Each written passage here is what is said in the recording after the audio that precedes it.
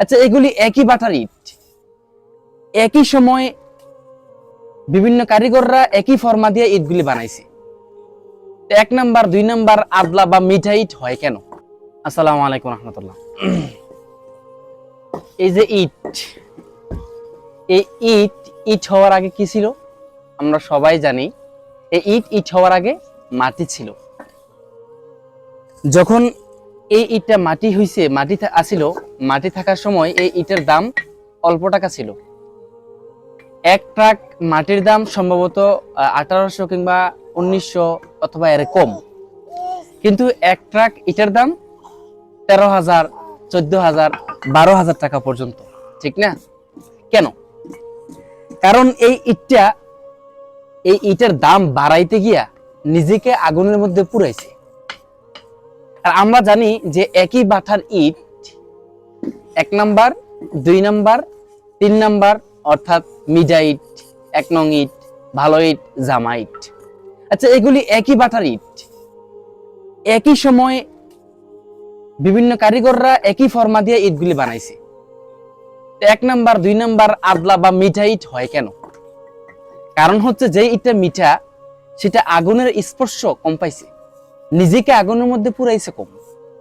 যেই ইটটা 1 নং ইট, এটা আগুনের মধ্যে নিজেকে ভালো করে পুরাইছে, এর জন্য এটার দাম বেশি। 2 নাম্বার এটার দাম কম।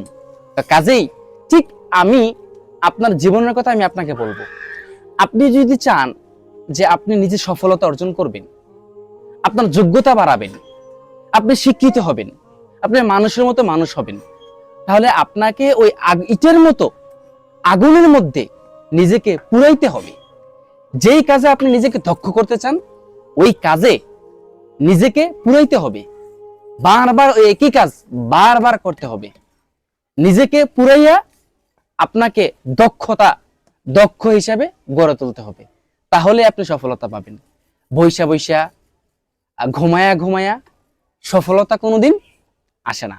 সফলতা অর্জন করতে হলে ঠিক আপনি মাটি যেমন নিজেকে পুরো ইট তৈরি করে নিজেকে ইট বানায়, ইটের রূপান্তরিত করে, ঠিক আপনিও যদি নিজেকে দামি বানাতে চান, যদি নিজেকে সফলতা অর্জন করতে চান, তাহলে ঠিক নিজেকে ওই কাজের মধ্যে পুরাইতে হবে, নিজেকে ওই কাজের প্রতি দক্ষ করে তুলতে হবে, বারবার একই কাজ করতে হবে, নিজেকে কষ্ট সহ্য করার মতো নিজেকে ওই দক্ষ করে নিতে হবে। তাহলে ইনশাআল্লাহ সফলতা আপনার দ্বারপ্রান্তে আসবে। আর না হয় কোনোদিনও সফলতা অর্জন করা সম্ভব না। তো কাজেই আপনার সন্তান হোক কিংবা আপনি হন, যেভাবে থাকেন, যেখানে থাকেন, পরিশ্রম যেন করতে পারে, নিজেকে যেন পুরাইতে পারে,